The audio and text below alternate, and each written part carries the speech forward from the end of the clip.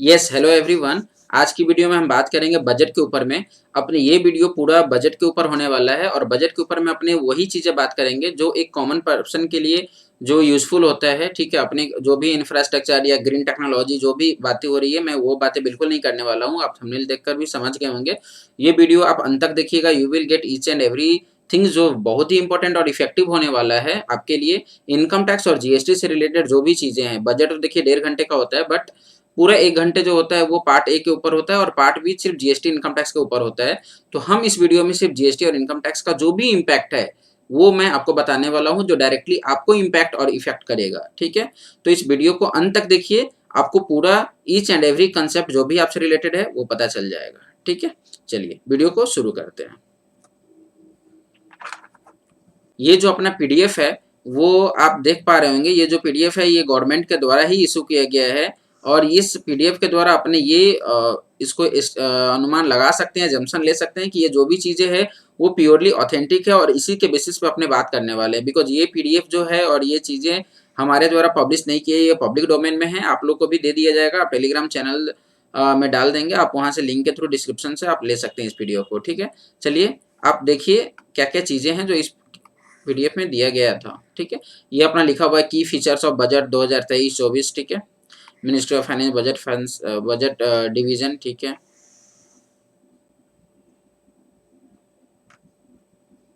Vision for अमृत काल ये कोई इंपॉर्टेंट का नहीं है। सप्तऋषि 7 प्रायोरिटीज कोई दरकार नहीं है, ठीक है? ये सबका साथ सबका विकास सबका इंक्लूसिव डेवलपमेंट ये सब। चलिए नीचे आते हैं अपने डायरेक्टली।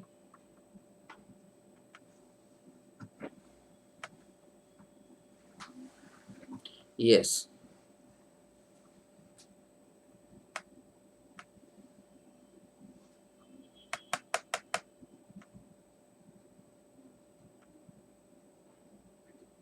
यस, अपने इसी टॉपिक पे बात करने वाले हैं टैक्स प्रपोजल को लेकर के, ठीक है?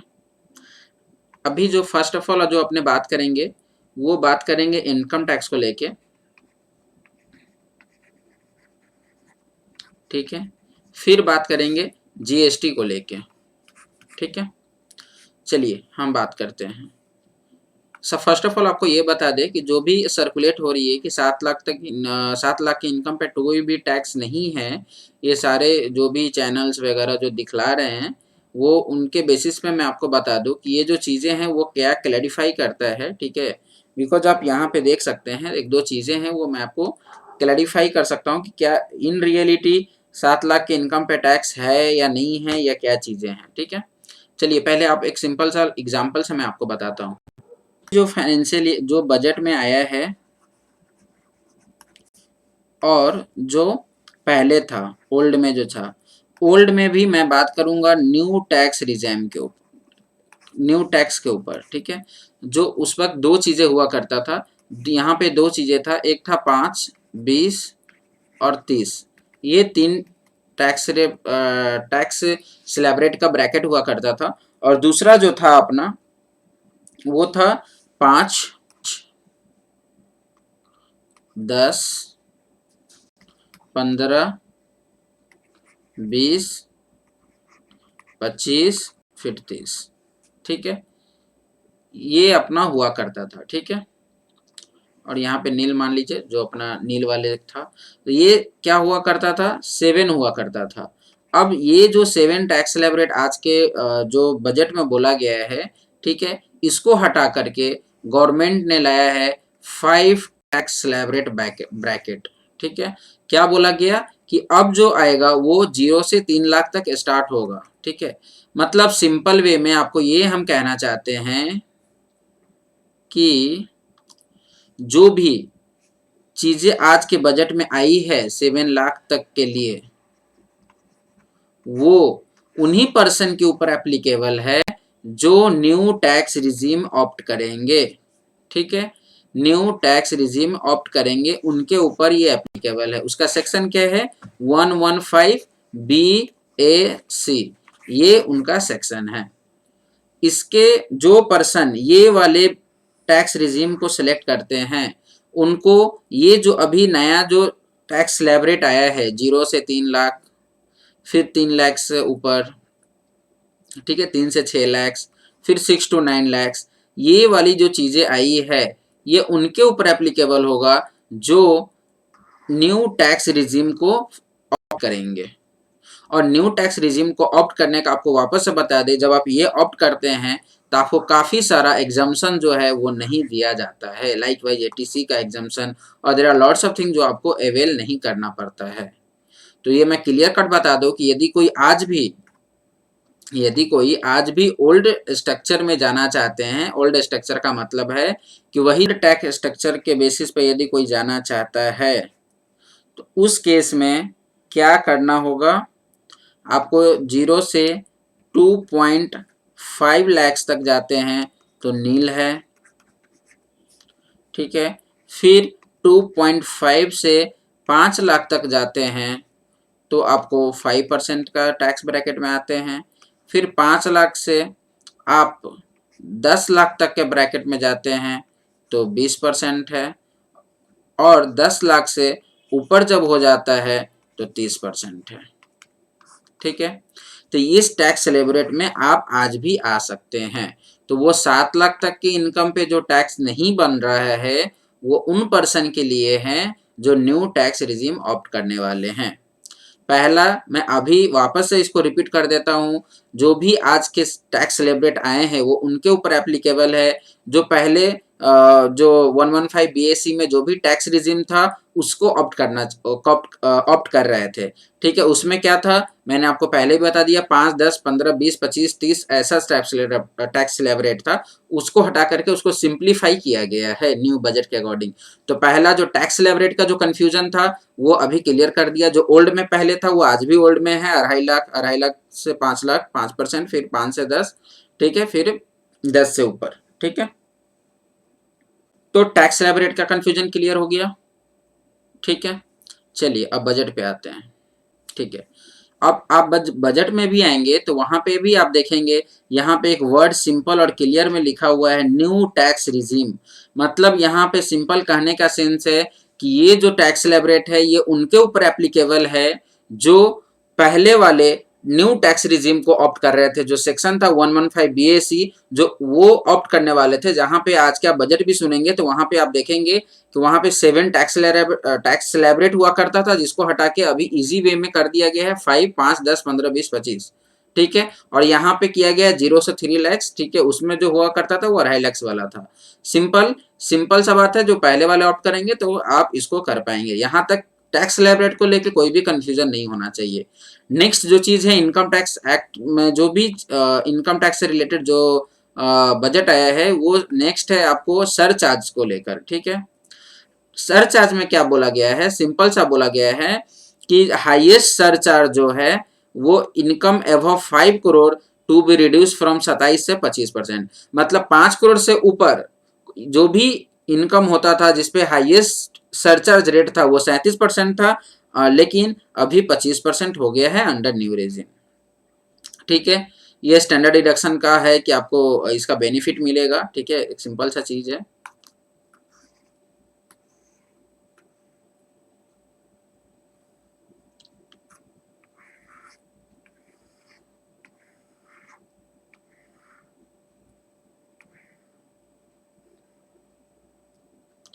सेकेंड जो चेंजेस आया है वो आया है, और मेजर चेंजेस है वो एमएसएमई को लेकर के या प्रोफेशनल्स को लेकर के, जिसमें आपको इंजीनियर्स, डॉक्टर्स लोग आ जाते हैं, ठीक है। उसका इनकम टैक्स एक्ट में जो सेक्शन है वो 44 एडी है एंड 44 एडीए है, ठीक है। अब इसमें क्या चेंजेस आया है पहले वो समझते हैं। 44 एडी में जिसका भी टर्नओवर 2 करोड़ तक होता था, अब उनको 44 एडी में आ सकते हैं यदि उनका टर्नओवर 3 करोड़ तक भी हो जाता है तो, बट उनके लिए एक कंडीशन दिया गया है।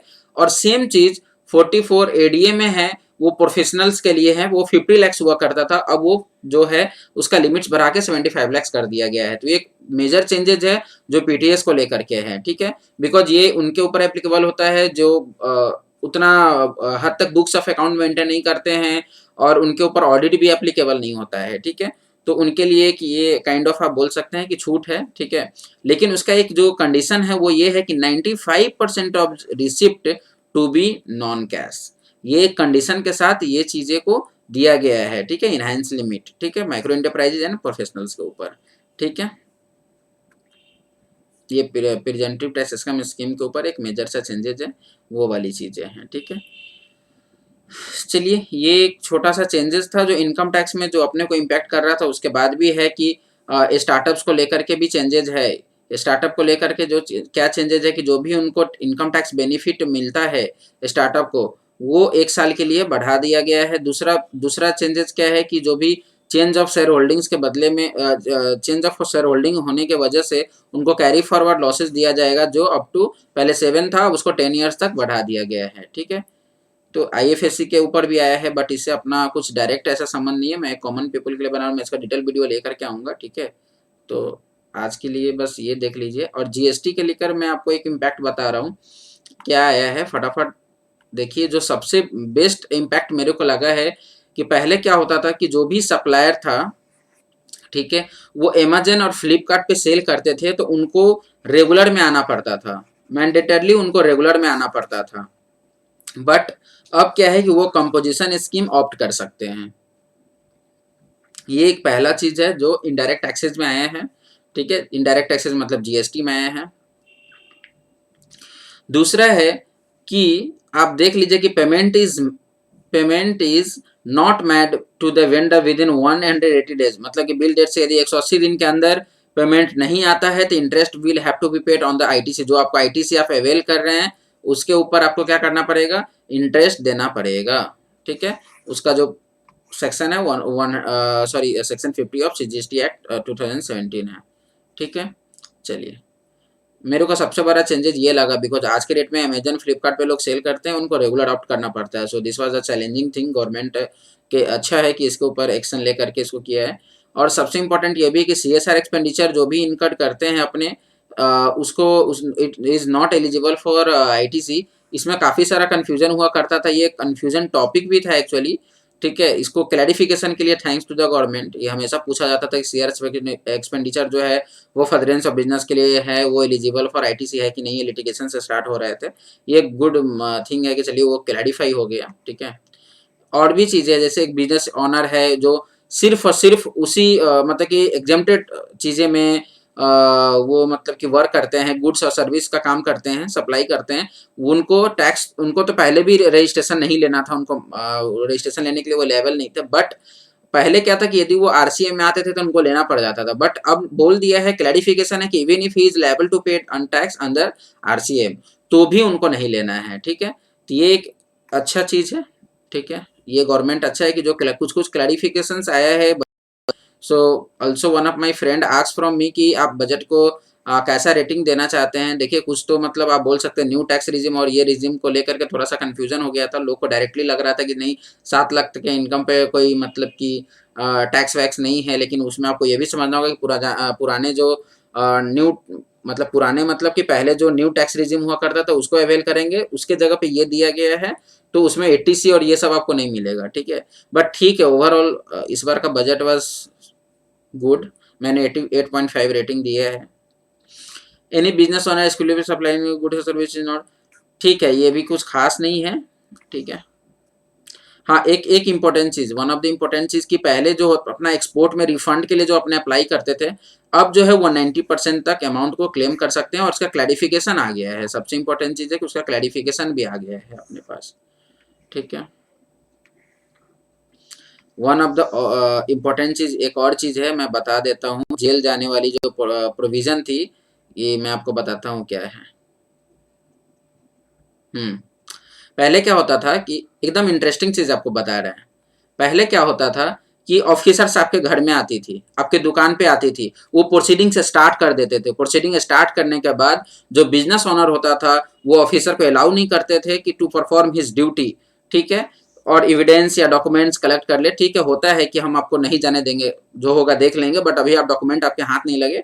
तो उस केस में क्या होता था कि ये जो ऑफिसर होते थे वो पुलिस स्टेशन की मदद से आपको अरेस्ट वगैरह करते थे। बट अब क्लैरिफिकेशन आ गया है कि now the business person can not be arrested on this charges, मतलब आपको अरेस्ट नहीं किया जाएगा। ये क्लैरिफिकेशन आ रहा है ना, दैट इज द मतलब कि बिग चैलेंजिंग और बिग इंटरेस्टिंग कि ठीक है, अब तो मतलब वो आ गया है एक्ट में ही, मानिए। ठीक है, और कुछ खास चेंजेस तो नहीं है जीएसटी में, बट ठीक है, इतना भी कम नहीं था, क्लैरिफिकेशन अपने को काफ़ी सारा हो गया है। ठीक है,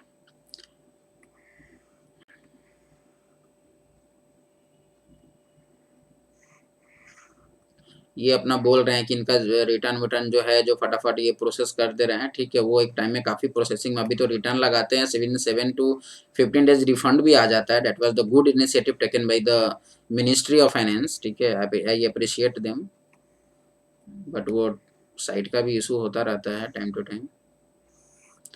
ठीक है, और कुछ चेंजेस नहीं, एक दो चेंजेस और है कि जो सीनियर सिटीजन है वो पहले 15 लाख तक कर सकते थे डिपॉजिट, उसको 30 लाख कर दिया गया है। ये छोटा छोटा चेंजेस है, वो ठीक है। बट अपने को जो इम्पोर्टेंट इम्पैक्ट था वो आपको बता दिया। और हाँ, वन ऑफ द थिंग्स कि अपना रिबेट का जो भी पॉइंट्स था वो भी चेंजेस हो गया है। 87A में जो रिबेट मिलता था अपने को, वो पहले हुआ करता था 12,500 का। अब जो ये जो रिबेट का फिगर है वो हो गया है 25,000। ठीक है, तो रिवेट मिलेगा। ठीक है, इन डैट वे अपने ये भी बोल सकते हैं कि 7 लाख तक हमको मिलेगा, आप उसमें भी रहेंगे तो रिवेट का प्रोविजन के अकॉर्डिंग आपको ये वाला बेनिफिट आपको मिल जाएगा। ठीक है, ओल्ड टैक्स रेजिम में भी रहेंगे तो ये आपको बेनिफिट 87A का मिल जाएगा। ठीक है, इन डैट वे। यस, तो ये 25,000 हो गया है और इसका अपने को बेनिफिट मिलेगा। ठीक है, सो आज के वीडियो में हम क्या जाने, इसको हम समराइज करते हैं। ठीक है,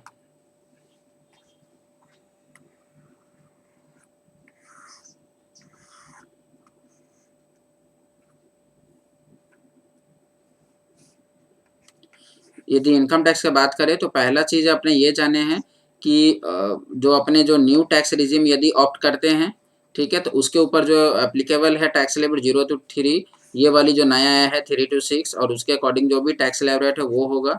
दूसरा चीज़ अपने डिस्कस किए हैं कि एडी और एडीए, ठीक है, दोनों में क्या क्या जो लिमिट है उसको इन्हांस किया गया है, इंक्रीज किया गया है।